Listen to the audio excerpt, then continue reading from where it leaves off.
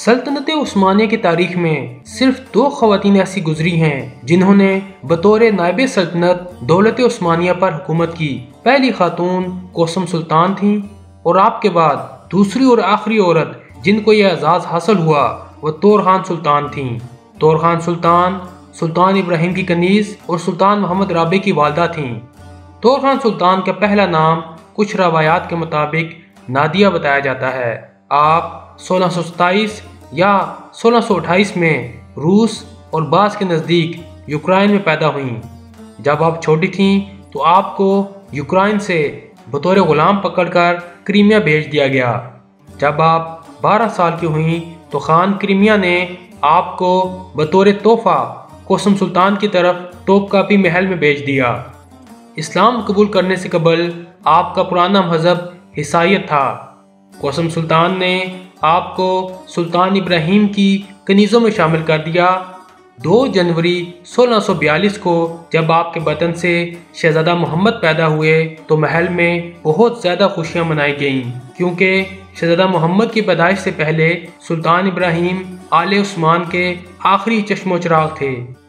8 اگست 1648 کو جب سلطان ابراہیم کو معزول کر کے قید کیا گیا اور چند دن بعد قتل کر دیا گیا تو آپ کے بیٹے شہزادہ محمد کو تخت نشین کیا گیا۔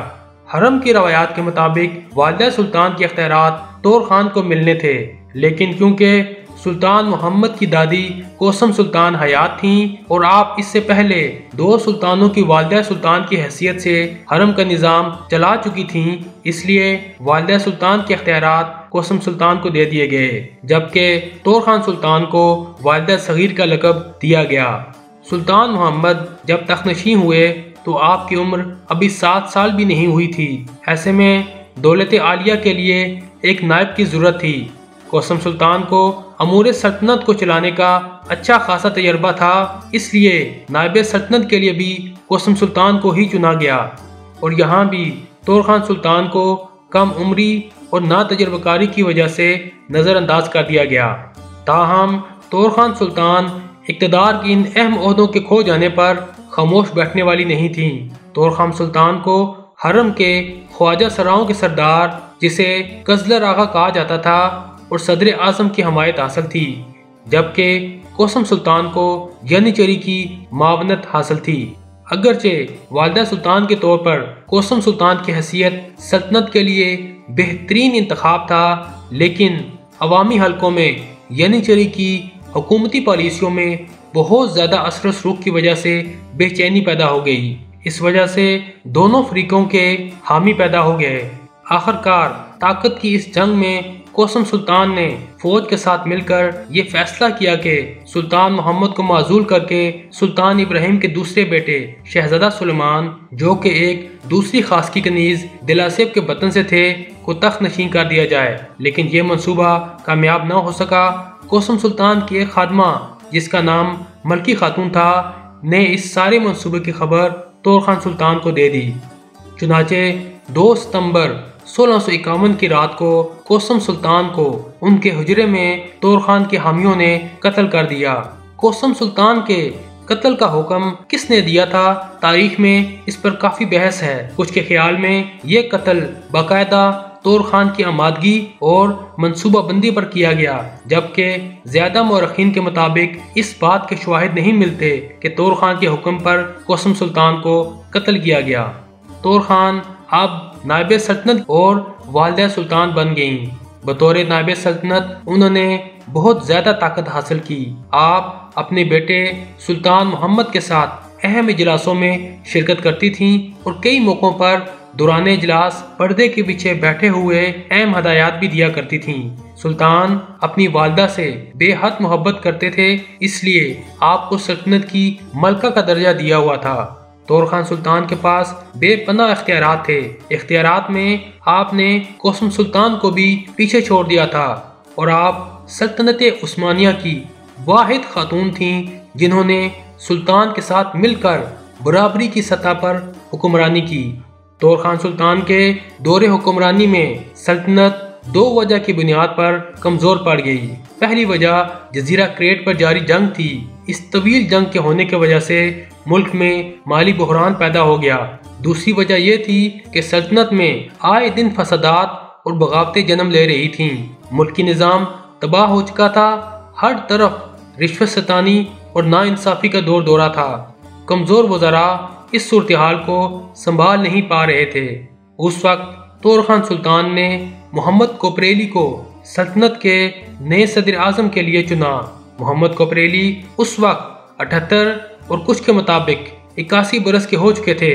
آپ کو جب یہ منصب پیش کیا گیا تو آپ نے اس منصب کو قبول کرنے کے لیے 3 شرائط رکھیں۔ پہلی شرط یہ تھی کہ سلطان ان کی تمام کارروائیوں کو جو وہ بحیثیت صدر اعظم عمل میں لائیں گے بغیر کسی بحث کے منظور کر لیا جائے گا۔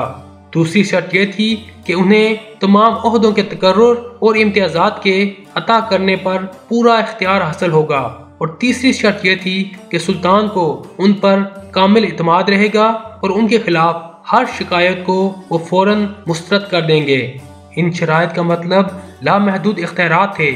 طور سلطان ان شرائط کو تسلیم کرتے ہوئے اپنے اختیارات سے پیچھے ہٹ گئیں، اور پھر تاریخ گواہ ہے کہ یہ چناؤ سلطنت عثمانیہ کے لیے کتنا مبارک ثابت ہوا۔ محمد کوپریلی نے صرف 5 سال کے قلیل عرصہ میں سلطنت کو از سر نو اپنے پاؤں پر کھڑا کر دیا۔ دولت عالیہ کے ہر شعبے کا نظام درست ہو گیا اور سلطنت میں از سر نو طاقت و سطوت پیدا کر دی۔ یہ سب طور سلطان کے انتخاب اور اپنے لامحدود سیاسی اختیارات سے دستبرداری کے بغیر ممکن نہ تھا۔ اس کے بعد طور سلطان اپنی صلاحیتیں تعمیراتی کاموں میں بروہ کار لائیں۔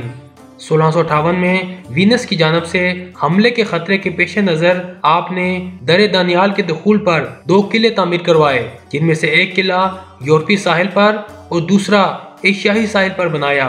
اس تعمیر نے والدہ سلطان کو سلطان محمد فاتح اور ان دوسرے سلاطین کی فہرست میں شامل کر دیا تھا جنہوں نے اس علاقے میں قلعے تعمیر کروائے۔ تاہم طور سلطان کی سب سے بڑی تعمیر استنبول میں بنائی گئی یعنی مسجد ہے۔ اس مسجد کی سنگ بنیاد والدہ سلطان صفیہ سلطانہ نے 1597 میں اپنے دور میں رکھی تھی، لیکن سلطان محمد ثالث کی وفات کے بعد یہ کام رک گیا کیونکہ آپ اب والدہ سلطان نہیں رہی تھیں۔ طور سلطان نے صفیہ سلطان کے ادھورے کام کو دوبارہ شروع کروایا۔